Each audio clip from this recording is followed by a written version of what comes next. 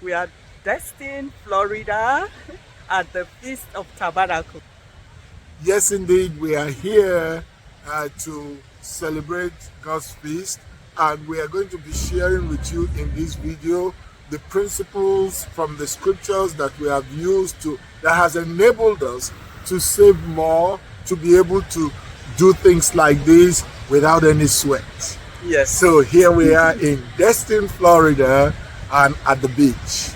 Yes. So we're going to be sharing the Bible verse or verses that have helped us to save much more than we could ever imagine. And we know that this is a secret, a biblical saving secret that most people are not aware of, and it could benefit you more. So stay to the end so that you can see what Bible verses they are and how they are able to help you save much more. So come along with us and enjoy the ride.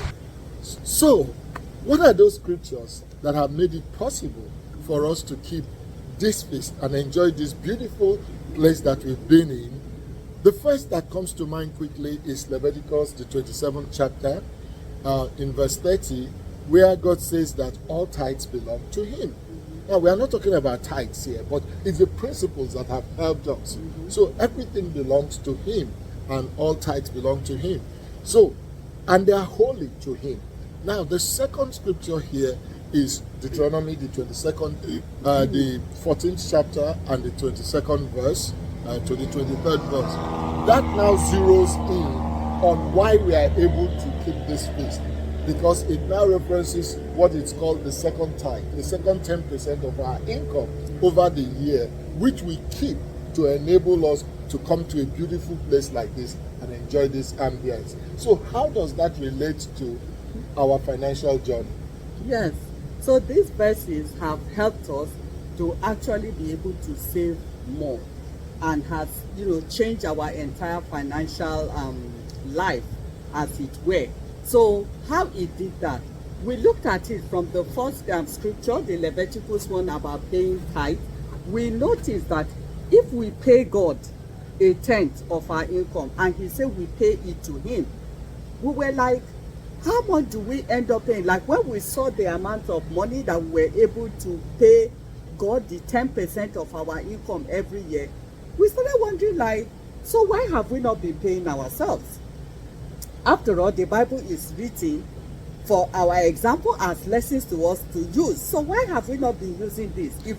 Actually, I think that in the course of our journey, our marital journey, as we realized we were doing this, it hit us, like a drain, hitting you somewhere, and suddenly that, okay, if God has said we could do this to be able to keep His feast and keep His pay Him, then why can't we use these principles also for ourselves? Exactly, right? Exactly. So that was when we decided that we're going to start using this principle to pay ourselves. After paying God, we pay ourselves. So it was like after God, us.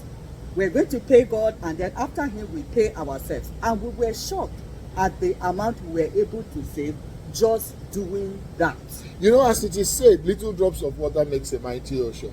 You don't realize it, but over time you begin to realize how much you can put aside.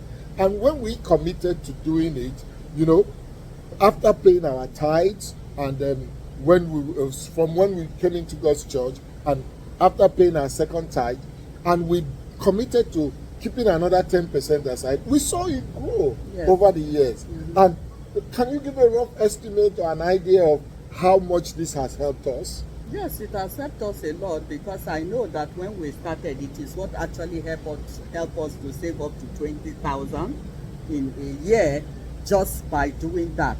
The funny thing is that most people, when we think about the work we do and the income we bring in, we get this income, we don't pay ourselves, we work for others.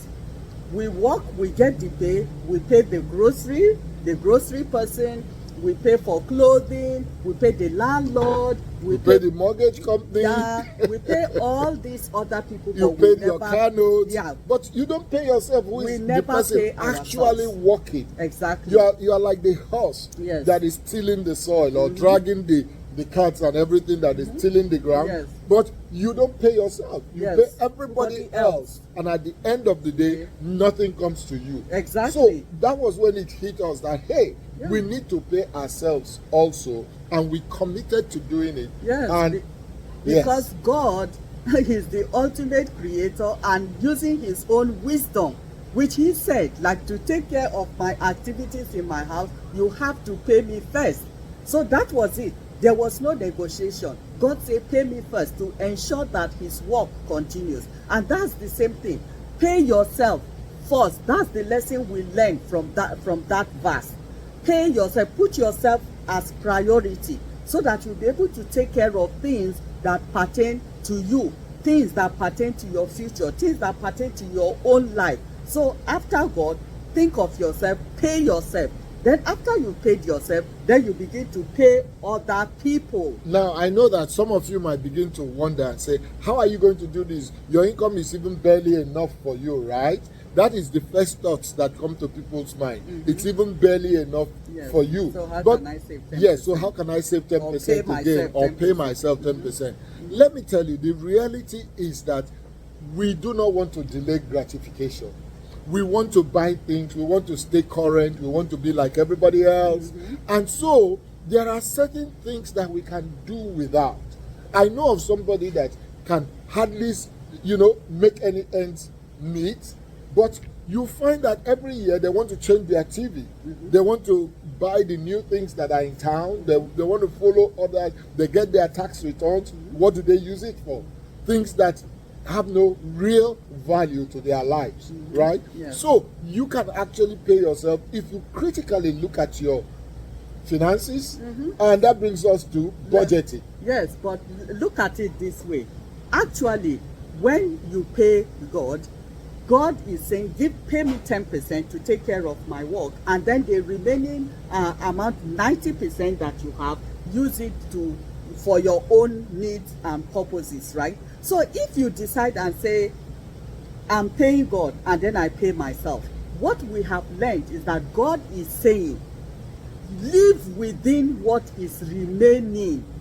Right? So no, you seem to be forgetting that God says we pay him his 10%, right? For us to be able to keep this feast and enjoy it, yes, we keep aside another 10%. Exactly. So that's 20% gone, yes, right? Yes. So somebody listening to this who says, I want to be able to yes, do that's this also. 10%. Okay. So what you really have with you is 80% remaining. That is your own money, then you right? pay yourself. So you pay yourself from that 80%, yes, another 10%. Yes. So what you have is 70%. Yes. Now, from that 70% is what we are saying. You have to learn to live within the 70%. But as he said, many of us don't even live within whatever it is. We live more above what we even earn. Before the money even gets to us, you have finished spending it on other people. You finish paying it out to other people before the money gets into your hand. So if you adopt this principle, which is what we adopted, after removing that 30%, the 70% that is left, we budget it and try to live within the 70%. So in other words, all our other expenses, yes, because we live a budgeted life, which yes, is what I was referring to, because we live a budgeted life, all our other expenses will be made to fit into that 70%. Exactly. So anything that doesn't fit into that 70%, we look at it carefully, if we can do without it, and there are many things we really can do without, folks. It just there are means many it's things not affordable for us. If it doesn't fall within that 70%, then we just count it that it's not affordable. And that is why we talked about sending money home back to Africa. So even with that, it has to fit into our 70%. For us to be able to say, okay, we can assist this person back home because it fits into our 70%. So fit in everything you have within that 70%. So the truth is that this is something that is doable. It is something that if we commit ourselves and our ability and our willingness to do it, you can do it. Look inwards. Find out those wastages. Cut them off. We are talking about financial security. Now, you cannot get financial security without being willing to bleed a little bit. You will bleed. You will forgo some pleasures.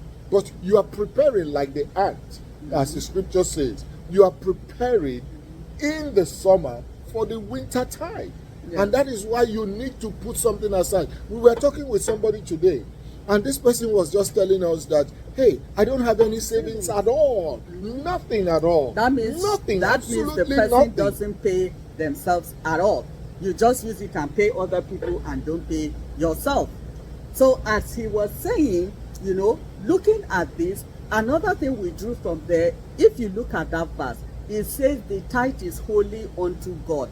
That means you're not to use it for anything other than the purpose is set aside for. And you must pay it, like it's compulsory for you to do. You see it as a command to yourself. Exactly. It's not negotiable. Exactly. Non-negotiable. For those of us who are Christians. So we apply that same principle to that 10%. Yes, that's what I was just trying to say. That yes. For those of us who are Christians, we generally do not want to touch God's tithe. Exactly. The first 10% of our income, most Christians say they know it belongs to God. It's not there. So no matter what, they hardly would want to touch it. Yes. So if you take it with that same principle, with that same commitment, that this 10%, even though it's my money, but I am not going to touch it. Do you know that even in the Leviticus that we talked about, Leviticus 27, it even says, you know, God does not permit usury, right?